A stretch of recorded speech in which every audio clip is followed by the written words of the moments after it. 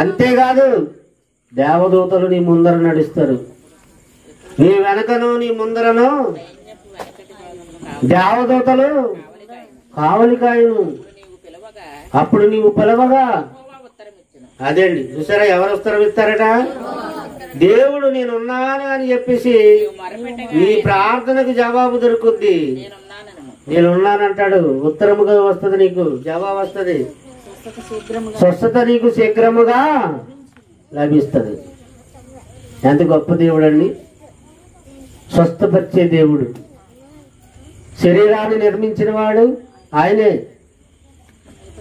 ఆ శరీరానికి ఏ విధమైనటువంటి సమస్య ఏర్పడినా బాగు చేయగలవాడు ఆయనే. గాయపరచువాడు నేనే, గాయమును కట్టువాడును నేనే అని సెలవిచ్చినటువంటి కృపగల దేవుడు.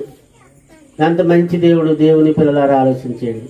ఒకటి, విశ్వాసముతో మనం దేవుణ్ణి ప్రార్థన చేయాలి. సంఘమంతా ప్రార్థన చేస్తే సరసాల బద్దలైపోయింది, సంఖ్యలు తెగిపోయినాయి. అదే విశ్వాసం రాని